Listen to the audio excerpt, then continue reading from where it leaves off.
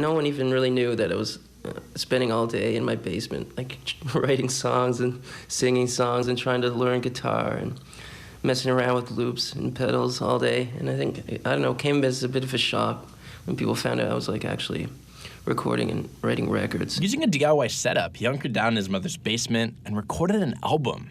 He mixed the vocals, the piano parts, all on his own.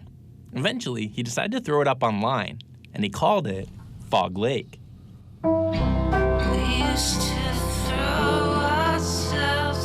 It was out there in the world, and it was doing good.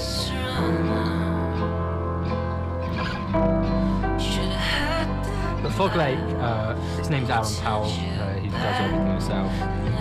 He wrote and recorded this, and it's beautiful. His voice is amazing, and he's got a lovely guitar tone is really nice on it as well. Fog Lake is sparse, melancholy, with a bit of an alt-country edge. It's not pop music.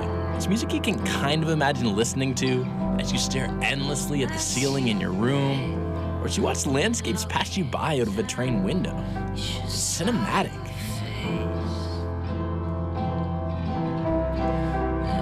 I tried to write songs that would like suit old movies or like old home videos that you might find lying around or something. I think that was always like a kind of aesthetic that I went for, and like a nostalgic kind of sound. So I think people can like reflect a lot when they listen to my music. Aaron has released 6 albums under the Fog Lake banner. His most recent record, named Victoria Park, came out this past June. While the music might sound sad at first listen, Aaron says it's much more complex than that. It definitely bothers me when everyone's like trying to identify this as like some music from this like sad sack, like tortured emotional soul, you know.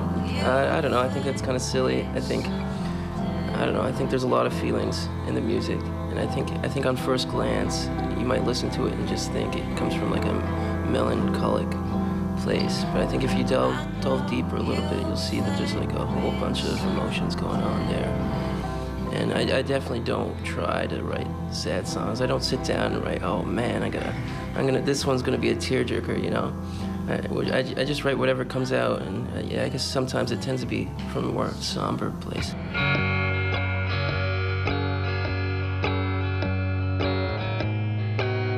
This might just be the reason why Fog Lake's music connects with such a wide range of people. It's not hard to listen to the music and think, as Aaron sings about heartbreak, anxiety, loneliness, that I'm not the only one going through this. I get like messages and letters on like a weekly basis from just like people all over the world, just a lot of interesting, cool stories just about how they found my music and like what they get out of it and stuff. So that's always really nice to see. If anything, I think that's like one of the most rewarding things about music, if not the most rewarding thing, is just hearing what people have to say and like what it's done for them. And fans often tell him that his music helps him get through some really difficult times. A lot of people will just send me a message and yeah, just say like I've just had like the worst 2 months of my life, and your music has kind of kept me afloat, you know. And yeah, I think that's like one of my favorite things to get, because I think like I've always tried to make music that like can heal. Like I believe that music there's like a healing quality in music that's kind of medicinal.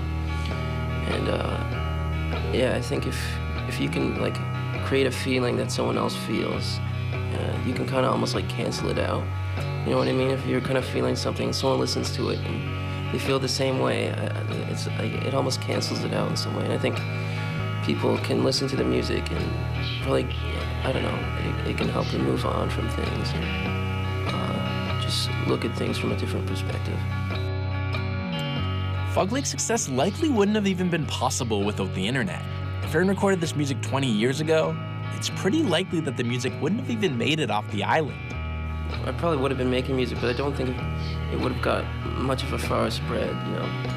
Whereas today, like with the internet and like with Bandcamp, which is like a real big thing, it's easy for people to like search out like hidden gems in like the independent music world. And I know even myself, I'll spend all day sometimes just going on Bandcamp and just trying to find like just the weirdest, just really captivating stuff that you wouldn't be able to find on like a major label record label, you know.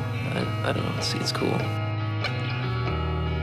In 2016, it's possible to gain recognition away from the epicenter of the industry. After gaining a small but loyal following online, he ended up on Orchid Tapes, a Brooklyn-based music label. According to Warren Hildebrand, the label's founder, music is becoming post-geographic, and Fog Lake reflects that.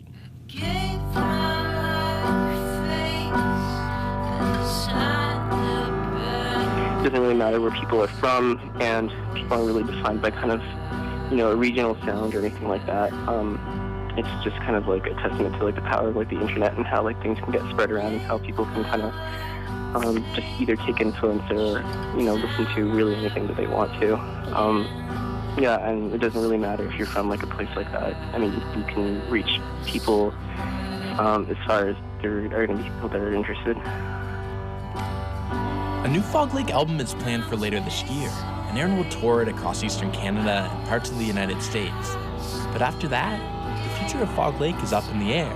My days in Newfoundland are a bit numbered. I think I'd like to move up to maybe Montreal or Vancouver or something, even if it was just a temporary thing. But yeah, I would just like to explore a different kind of music scene. I don't know, start with a clean slate, especially if Fog Lake's gonna be nearing its close, like the curtains are closing on Fog Lake. I kind of wouldn't mind starting a new kind of thing somewhere else. For Weekend AM, I'm Andrew Sampson.